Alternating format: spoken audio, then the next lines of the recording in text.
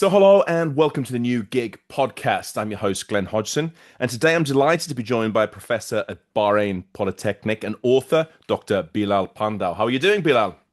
I'm good. How about you, Galen? Thank you I'm, for the invite. I'm doing very well. Thank you very much indeed. Now, if we can just begin the episode just by you saying a little bit about your current role, but also what you've been doing and your personal journey. Okay, let me take you through a little bit of my journey, although it will be very difficult to, tell you everything in a few minutes, but then yeah, I'll try to do that.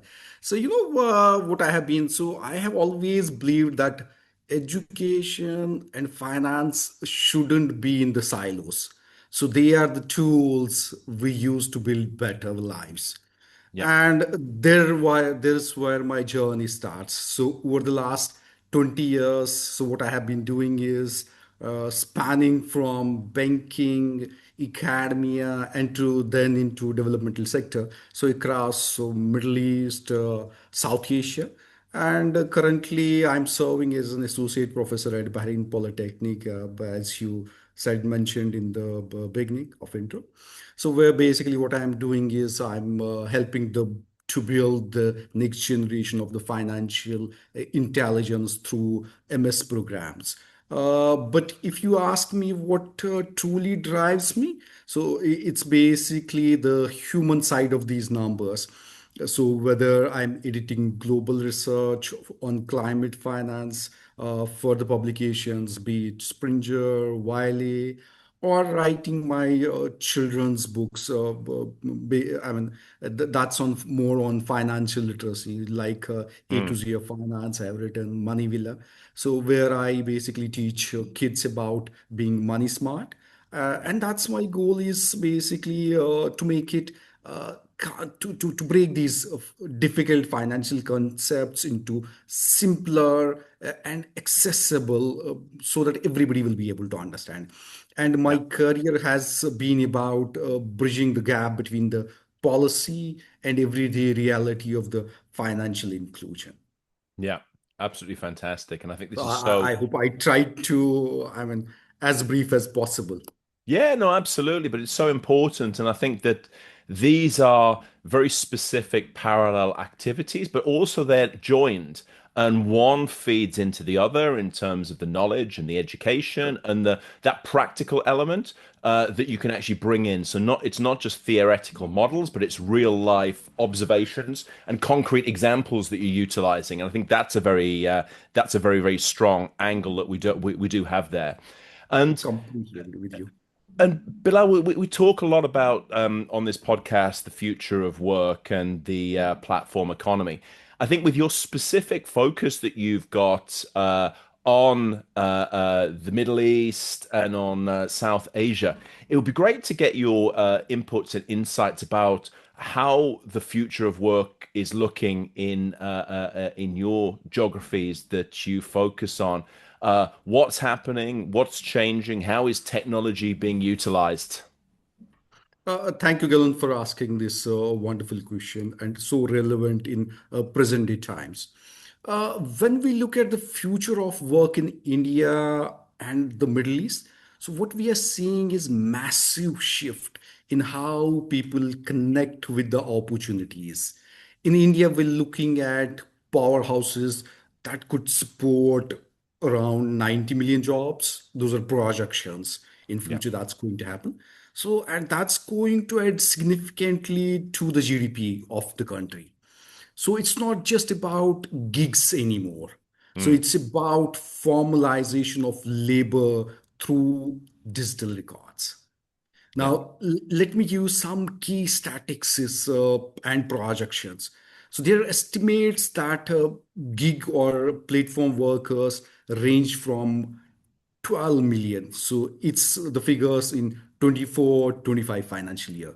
Yeah. So which is up significantly with somewhere around 38% or close to 40% growth reportedly in 20 in the fiscal year 25. Wow. And right now, we are currently somewhere, the government data suggests that we are somewhere near 15 million. in Wow. the broader Huge 2025 growth. figures. And these are the figures from the government Niti Aayog. So, where the baseline is for the year 2020, 2021. And that time it was like somewhere around 7.7 million. Mm. And now, when I mentioned about that it's going to be 90 million, so I'm also what is like in near future, where in 2029, 2030, so we are expecting that India will have 23 million these workers, gig workers working around. And there will be like somewhere around that, where when we are talking about the potentially forming somewhere around 4.1% of the total livelihood. So you can Yeah. estimate, you can understand how big we are talking about. And Glenn, over here it will be very important to mention that it's basically a skills mix now. What's happening is, so we Okay. are shifting from the medium skilled dominance towards more lower and high skilled workers. So Mm. basically, when we're talking about it, so we are seeing that platform enabled entry levels and very highly specialized opportunities are opening up in the India. Now, Yeah. given the what is driving this all, so these are basically, India is such a vast country, huge, so demographic dividends. It's basically it's one of the drivers. So Mm. digital payment booms again. I mean, you see the way UPI payments, every thing that's being digital payments growing in India. That's again driving this. And then urban demand for quick commerce, deliveries they're asking for. So platforms are expanding now from tier one cities to tier two and tier three cities. So Yeah. the sector is helping to formalize labor through digital records and platform mediated works. And while we talking about so many good things, but there are like lots of challenges and the policies issues around it. So including job insecurities, so variable earnings. So when we're talking about a range, so we are here talking about somewhere a range of 18,000 to 27,000 per month Wow. in rupees. Yeah. And that is like when they are working for full-time delivery workers, so with longer hours. And this also comes at a lack of benefits. So there are no benefits associated. And everything is managed by algorithmic management, and there is no safety nets. But then, I mean, given these challenges, the government is working around the policy. So the Code of Social Security in terms of 2020, so that aims to extending these protections. Even the economic survey, if I looked at 2025 and 2026, the budget discussions were like emphasizing on better policies so that there will be fair wages, transparency will be there, social security and inclusion will be taken care of. Similarly, workers' protection. So, for example, these delivery timelines. Yeah. So, attention between these. So ILO also has noted these need for equitable models that involves these platforms, policymakers, and the workers. Yeah. Now, coming to where I'm currently based, Middle East. So, especially, let me take the Saudi, case. So, where they have a vision of 2030, Yeah. and the platform economy is a gateway for both youths and women. They have, opened it up for the workforce Yeah. on their own terms. And what we are seeing is 2 million people in Saudi alone are registering as freelancers. So Wow. that's huge number. Mm. The common thread here is the AI. I don't see AI as, it's very important to tell you about this. So I don't see AI here as the replacement, but it's like more of a like an ally. So Okay. it's helping a delivery partner, so somewhere in Mumbai, optimize their routes. You know how the Mumbai traffics are. So they help them to optimize the routes just as to match and help them to constantly in Dubai managing high-end projects. Yeah. So similarly, there's a strong momentum from 2.25 million registered national freelance in Saudi Arabia, which is contributing somewhere around 19 billion US dollars, which is, I mean, a pretty decent number, Yeah. given the size of the. And then creative sectors are surging, and there's a forecast that it will grow by around 17%, which is again huge. And from now, let me take you from the UAE, from Saudi to UAE and other economies in Middle Yes. East. So where these freelance visas they have opened up in where they call it as golden and green visas. So the licensing growth we see in the Kuwait is surging, and there's an integration with remote workers, and there's a huge demand of like 1 million new workers that's going to be added in UAE by 2030, and Yeah. that's again driven by AI and digital growth. So if I overall look at it, it's both regions are seeing, both India and Middle East, these platform economies as major future of work pillars for job creation, that's going to give flexibilities amid these technical demographic shifts that's happening. So India leads in sheer scale, informal to formal transition of potential, and there's still a potential. Well, as when we talk about the Middle East, the emphasis is on diversifications, Okay. youth inclusion. So diversifications in terms of non-oil economy they are here mentioning about, and the regulatory modernizations. And overall, the common theme is balance the growth with protection while augmenting this through AI, and at the same time ensuring that there's a skill development happening. Yeah. So that's happening in the both Indian region, and that's happening in the Middle East. Yeah. So it's really utilizing the technology for the benefits of individuals and the companies and the economy as a whole. That's a vital part of being able to utilize this. Absolutely. So, you know, I mean, Glenn, I'll talk to you about, so what is the reality of the freelancing? Yeah. Uh, because the best and the worst of it. So Yeah. freelancing is a bit of, you can see it as a double-edged sword. So the best part is undeniably the autonomy, Yeah. so that it provides you.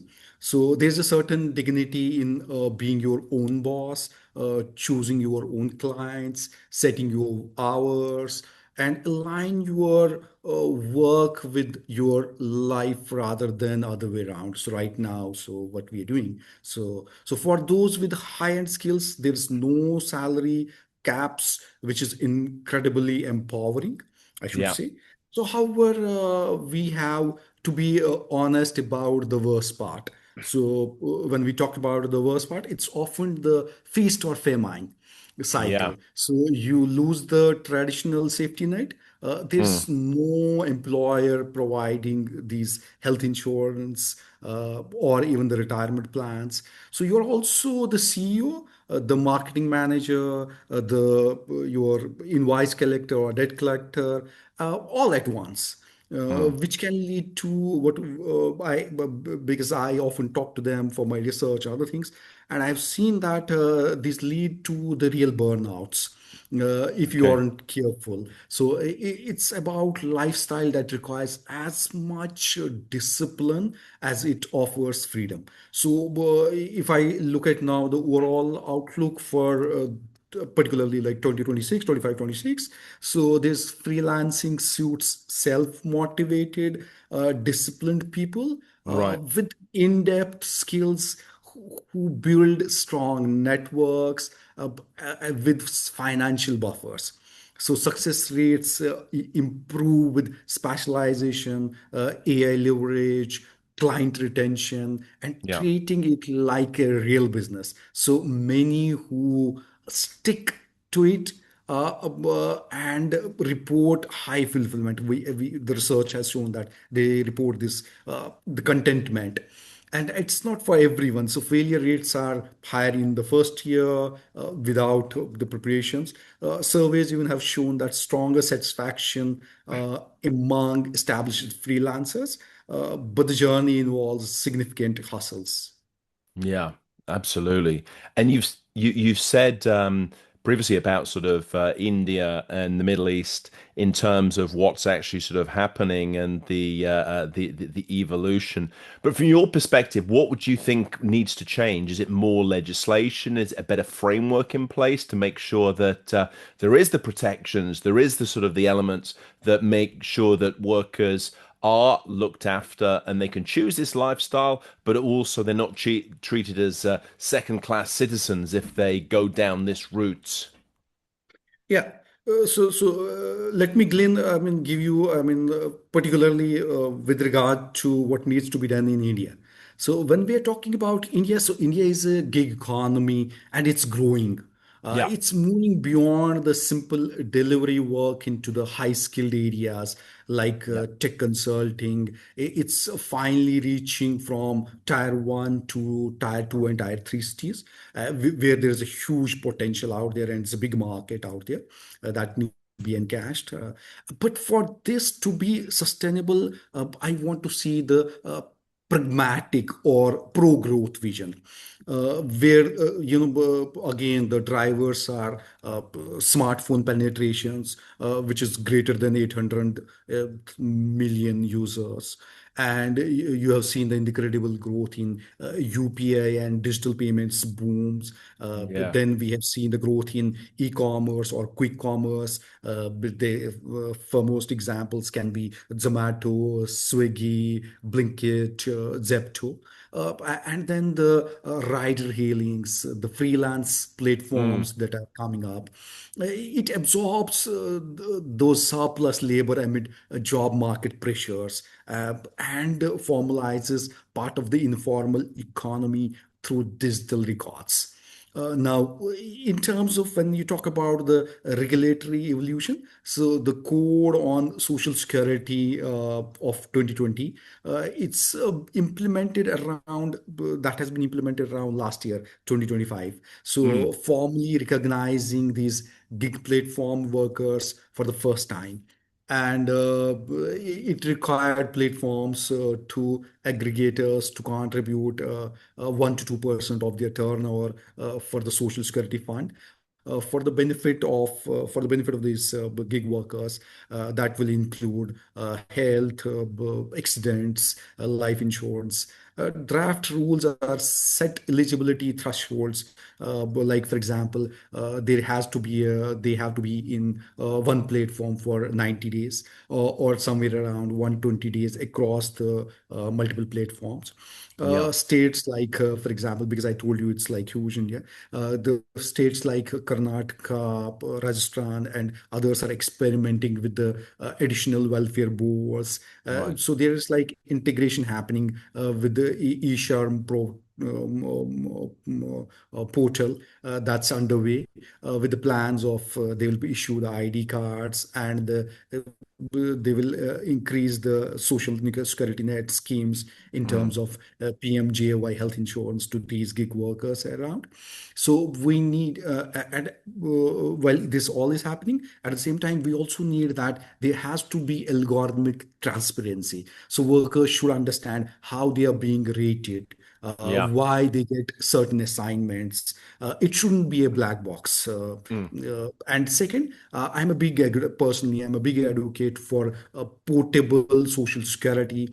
So imagine your benefits, health insurance, accident insurance, stay with you regardless of which platform or the app you are working for that day, great, but it's yeah, portable. So as you move, the social security net also moves with you. So we need to protect the workers without killing the golden goose, I say, of flexibility. So that yeah. makes this economy work. To tell you the bottom line, so the economy should be a bridge to higher productivity and choices, not a trap of precursor low earnings. India has a scale Yeah, and digital momentum to build one of world's most vibrant, inclusive platform ecosystems. yeah, The focus has to be on the empowering workers through skills, competition, transparency, and smart safety nets, while preserving the flexibility that makes gig workers attractive in the first place. This balances the growth, dignity, and innovation for the long term human flourishment. mm, So data evolves fast. So ongoing dialogue between the platforms, workers, and policymakers is essential, especially given the time and the context they are working and operating in. yeah, completely. And I've been seeing that in India, that under the new platform work laws, there's been proposals to have dark store workers, sorry, covered by the legislation as well. So this expansion of the roles and functions that will be falling under this umbrella of policy and legislation. Uh, Galen, it's fascinating time for the labor laws in India right now. Mm, So while our new codes now officially recognize delivery riders as gig workers, there's a group that often gets overlooked: the dark store workers. They work. right.